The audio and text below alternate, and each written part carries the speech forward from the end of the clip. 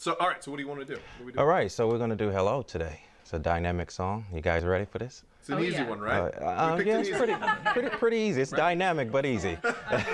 It sounds so easy when we hear it on the radio. Exactly. What's the biggest challenge with this particular song? The timing of it is spaced out. It's a ballad. It's a beautiful song. It's well written. Each word means something. You know, you have to make it count when you're singing it. So as we go through this, space your words out. You know, take your time with it. Watch the pitch.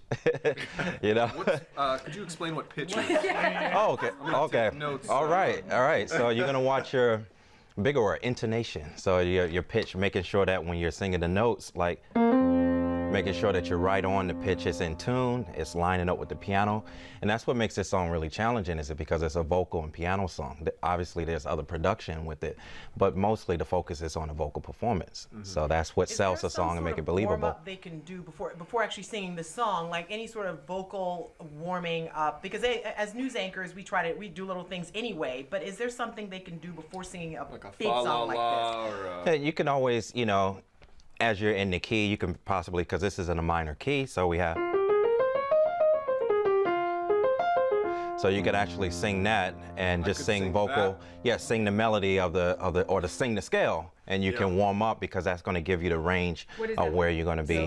What's that going to sound like? Can you sing it? Yeah. Oh, I'm no singer. No, well, clearly. We are not either. You're not in the presence of those singers. Next to us, you're what going would you to... sing? I mean, Well, you could sing do, re, mi, fa, sol, la, ti, do, or you could sing la, la, la, la, la, la, la, la, la, la, la, la, la, la, la. Yeah, something. Yeah, it's somewhere in there. so I feel like sometimes, you know, we hear songs on the radio and they sound great, and then you hear the artist in person and it doesn't sound as good.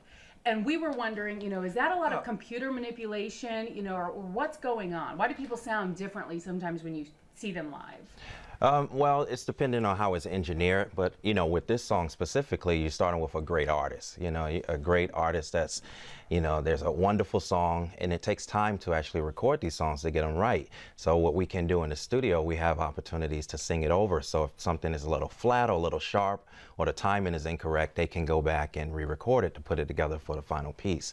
So whereas versus like live, like we just seen the Super Bowl, we could, you know, those performers are singing. It's live, it's national TV, you know, it's live and it's going down at one time. There's no time to fix it on the fly. And that's what makes it believable. But with a song like this, because we have all of this technology, we could take our time to perfect it, to make it better. Does Adele ever sing anything flat? We're human, you know, it happens, you know.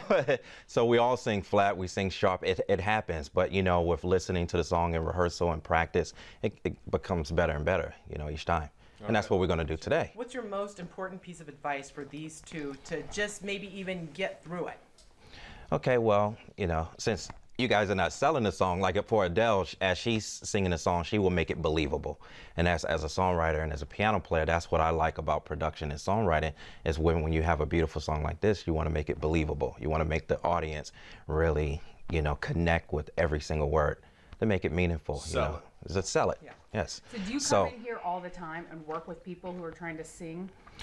I do. I mostly do songwriting and production, and I also, you know, teach here at Full Sail University. Are there some people you just cannot help? In this day and age, unless you're completely tone deaf, as long as we have the time and we have the budget, you know, to do it where they could spend more time in the studio, we could certainly manipulate it. So it's no secret. Lot of money, you can make them sound we could head in the right direction, you know, no promises, you know. Let's do the la la la again. Okay, so this key, the key of the song, and for Hello is in the key of F minor. So that's what makes the song kind of sad. You know, you have, so it's F minor versus F major, which will be happy. But we're minor. So let's start out with the la la la's and this key, okay? So 1, 2, 3, 4. La la la la la la la.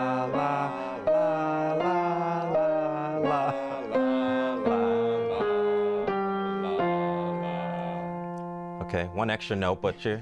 I'm in there. Yeah, you're in there. Yeah. You're Trying to shine a little bit, stick out a little bit. Sometimes just You want to be heard. my voice needs to be alone. Alone. Why so many mics? Well, for our purpose today, we're actually going to be cutting vocals. So every voice has its own sound. Like your voice has a different sound. Yeah, like a really nice sound. Right, exactly. Yeah. So what we want to do is have a variety of microphones that'll capture your voice to its most optimal sound. Okay. So some of these mics we might use for drums. We might use for guitars. So like they all have different purposes. Our goal is to try and capture the best frequency that we absolutely can. So for our example today, for what we're doing, we're actually going to use, this is a pretty common vocal mic for us. This is a Neumann U87. And that's not cheap. It's not cheap. It's thousands of dollars, but it definitely is one of the more common vocal mics. It tends to make your voice sound big and beefy. So Right. let's grab that, and we'll grab the cable to plug it in. What's going on? Adele's voice is in my ear, so things sound a little better than I think it actually sounds. But I have Adele's voice in one ear, I have Lisa Bell's voice in the other. They could not contrast anymore, recording if you would them? ask me. But it's working, it feels good, like you start doing it, and you feel like a rock star all of a sudden. I'm kind of starting to dig this a little bit. But a lot of it actually happens right here. Yeah, I think it's a big team process. So if we have an artist who's really hitting it out there, we've got to capture that. Sure. And before we can actually capture a singer, we've got to get all the music tracked out. So it can be a rather lengthy process. Depending on the band, depending on whether it's pop music or country or rock, Sure. it kind of varies. But for this particular track, we've got a bunch of the parts segmented out. So basically, we'll have drums on their own faders. We'll have, the keyboard or the piano part. Yeah. We'll have strings, the vocals, and we'll be able to blend those. And that's what people are generally going to hear is the blend that we've done. The mix of what we've done in here is what people actually hear. We can manipulate audio. We can, change how people, like in your car, you have a car stereo where you have the low frequency and the high frequency. So some people like their, low end in their cars. Yeah. We can dial that for each individual instrument. So when you say manipulate, what do you mean?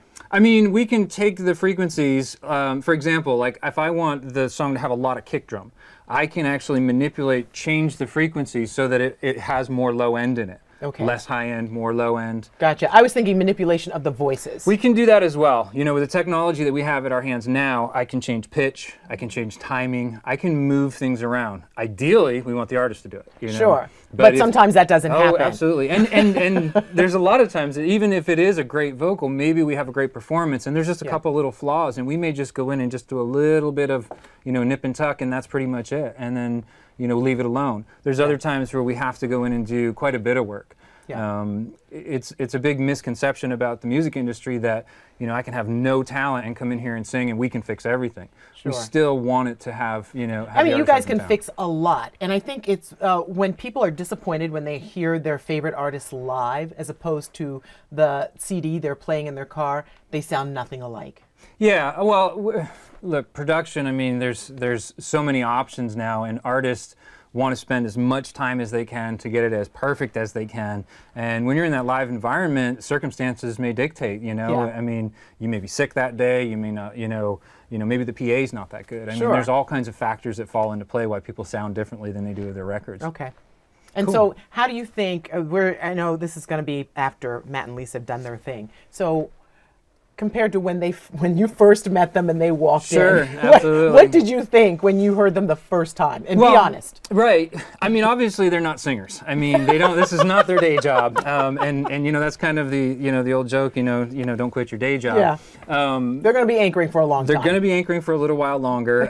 But there's always improvement with teaching somebody something. Yeah. There's a lot of knobs and switches here. But what we're going to do is I'm going to go through and I'm going to show you how to blend or how to mix or put together the song. Those two sing on set all the time.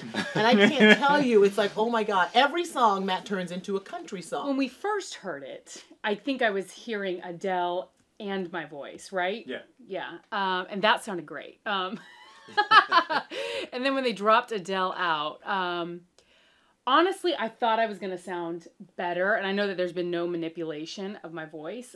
Because in my mind, which I'm sure everyone feels that way when you're singing the song, you think you sound just like Adele. But it's I'm amazed. I'm absolutely amazed. I was amazed watching Ginger manipulate the drums and the piano. You don't even think about that when you hear these songs, the average person, and all the different instruments and all the different layers to a song. So I thought it was good. I do think that we got better with just 5 minutes of talking to an expert. I guess it's slightly a disappointment because like I thought I would hear Adele when I heard myself, and that didn't happen. Imagine how we feel.